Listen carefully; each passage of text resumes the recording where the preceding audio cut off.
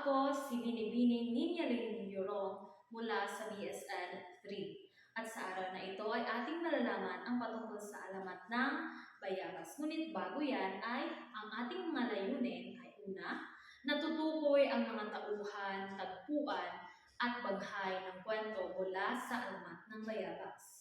At ang pangalawa naman ay nagkagagawa ang mga mag-aaral ng maikling pagsasadula patungkol sa mga aral na kanilang natutunan mula sa kwento ng alamat ng bayabas.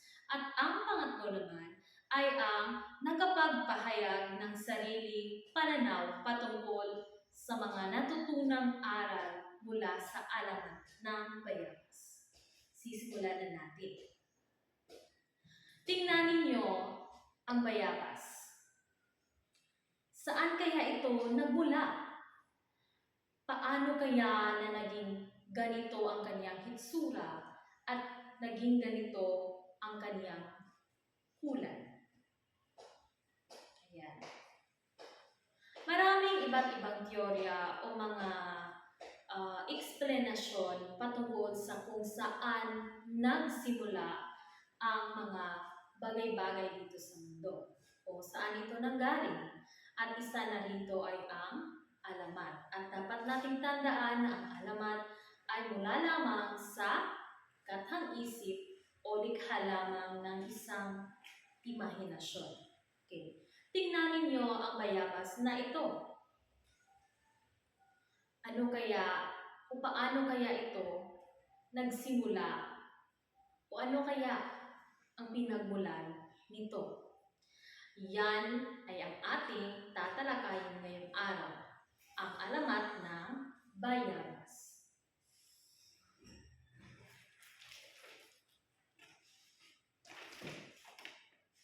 Sa isang kaharian ay mayroong isang hari na sakim sa lahat ng kapangyarihan, lalong-lalo na sa kaniyang mga mamamayan. Sapagkat ang haring ito na si Haring Barabas ay nais niya na lahat ng produkto o mga inaani o mga pinagpawisan ng kaniyang mga nasasakupan na mga mamamayan ay lahat ng mga ito ay dapat ibigay sa kanya at siya ang makikinabang.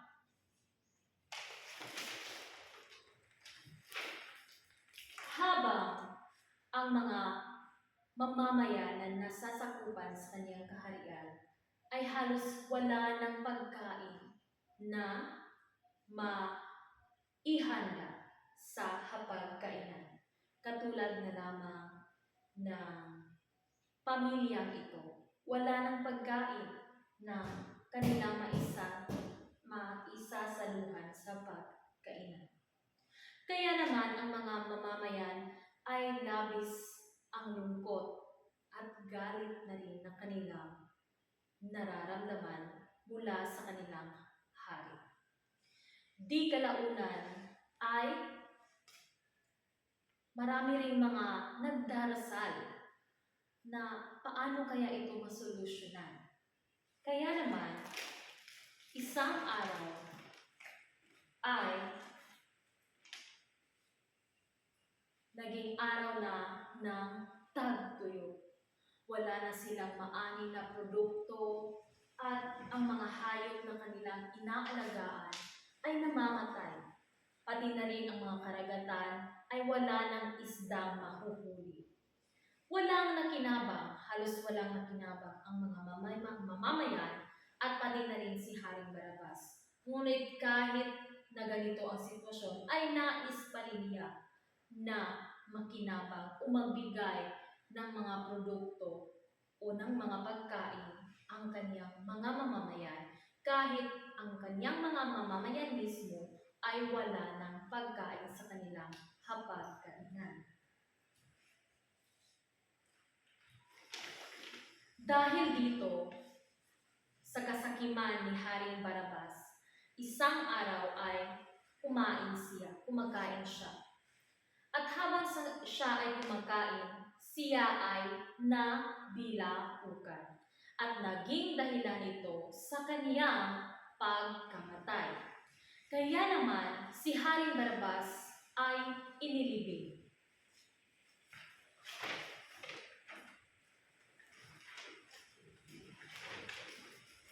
At sa kanyang puntod ay mayroong tumubong isang punong kahoy.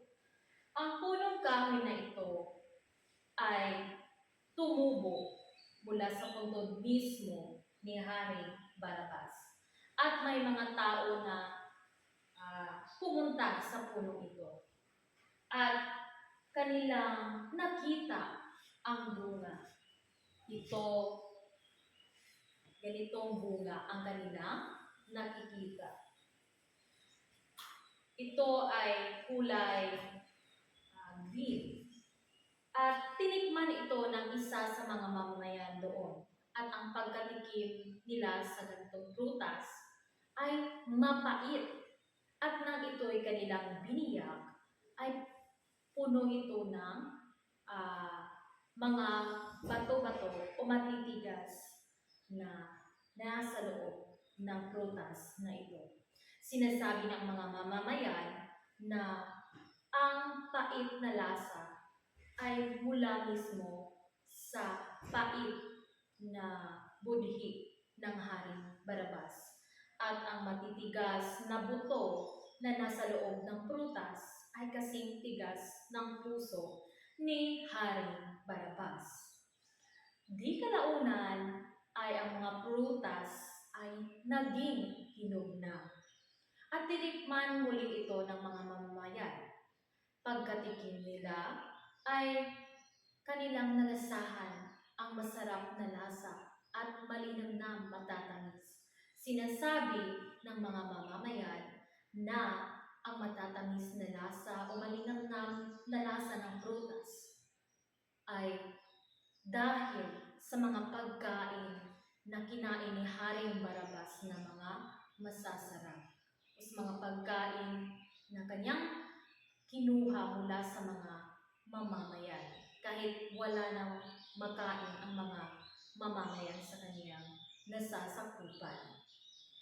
At dahil dito, mayroon na namang ibang namumuno na hari sa kanila at lubos na ikinagagalak ng mga mamamayan sapagkat hindi ito katulad ni Haring Barabas. At yan, ang prutas na ito ay tinawag na bayabas. At dito lamang nagtatapos ang